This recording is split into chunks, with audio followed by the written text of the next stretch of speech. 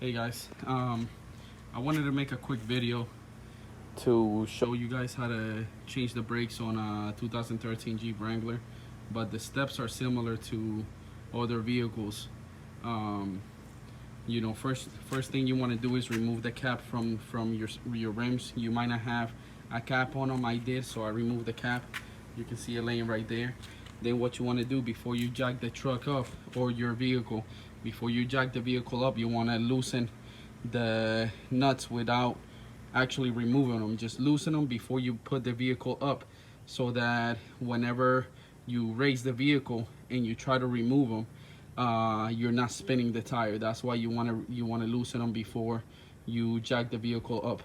Also, I am doing a tire rotation on my truck.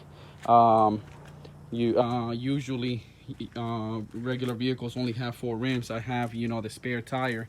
So the way I rotate my tires is the rears go to the front on the same side. Rears go to the front on the same side, and the fronts go to the back on the opposite side. The only difference is that front, the driver front, goes to the spare, and the spare is the one that comes here. That's the way I rotate my tires.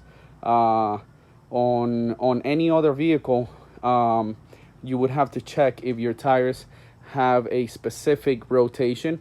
Nowadays, most tires have a specific rotation. If you look at them, mine don't.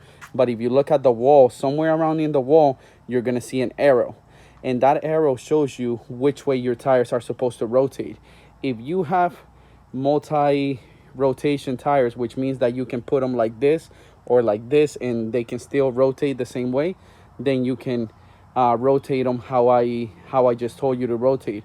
If your tires are directional tires that only spin one way, the only way to rotate them is put this one on this side and this one back on the rear. That's the only way to rotate them. You can't grab them from here and put them across, because they'll be spinning backwards, and you'll lose the traction, and could potentially get into an accident. But if you don't have rotational tires, you can put them in either way. Do it like I just told you. The rears go to the fronts on the same side, and the fronts go to the opposite side on the rear side. If you have a 5th rim, then the driver's front goes to the spare, and the spare is the one that comes here. All right. Next thing I'm gonna do is I'm gonna jack it up and remove the rim. All right. I went ahead and jacked my truck up. The way I jacked mine up, since I'm doing this specific side, I jacked it up from there. Those of you who have regular vehicles, like a sedan or a smaller vehicle, if you look on this, around this side of the, right behind the tire, if you look underneath, you're gonna see something. Let me see. You're gonna see something similar to this right here. It's like the edge of your car, and you're gonna see that there's one piece of metal, and in a certain area 2 pieces of metal hug it.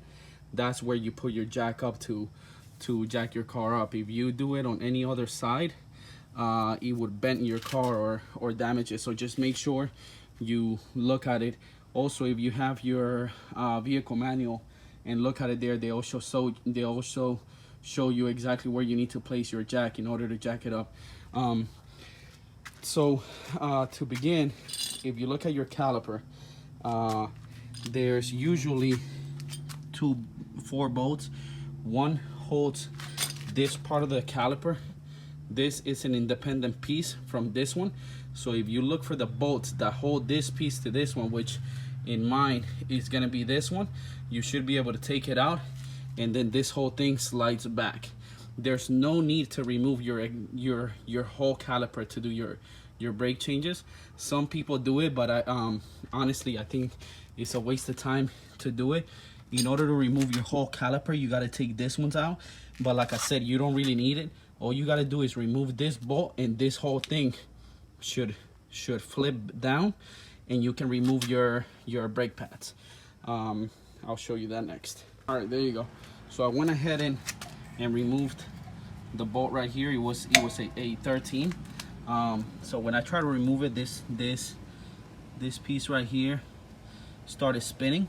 So you want to hold this one with a 15 in order to take the bolt out with a 13, and then all you do is slide it back. It slides real easily, and when you slide it out, you know, your brake pads are easily accessible. So you can go ahead and you can pull them out. See, you can go ahead and pull them out. These ones are actually fairly new. You can see them right there. They're not that bad actually. I might not have to remove my front ones. I think the ones that I need to change are my rear ones. I heard a little bit of squeaking, so I figured I needed to change my pads.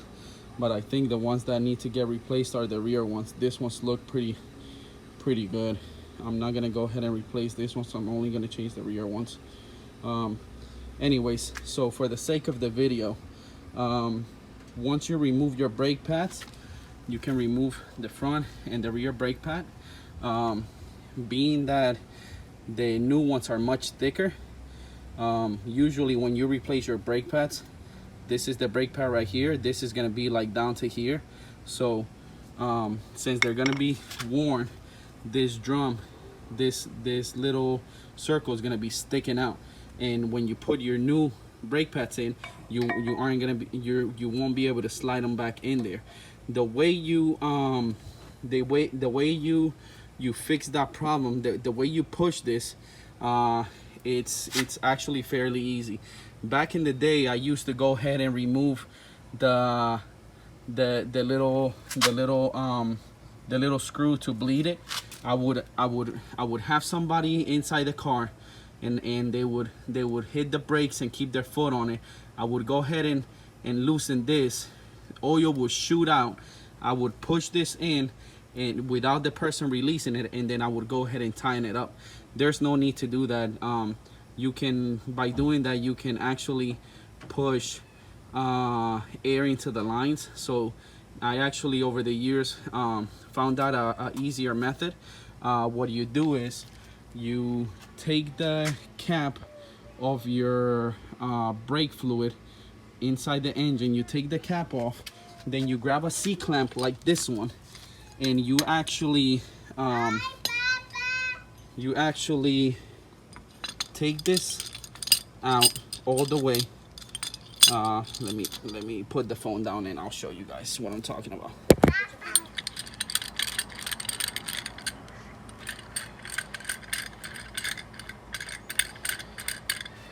So you take the C-clamp out like that.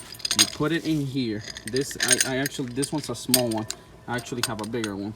But you go ahead and you put it in there, and then you start pushing it. You start pushing it from this side. And since you have the cap on the top side of the oil out, if you start pushing in right here, you're gonna start seeing the drum go in, and what it does is it lets the air out on the top side. But let me show you guys what I'm talking about. So you do it right here, and you start putting pressure in, and you're gonna start seeing it move in.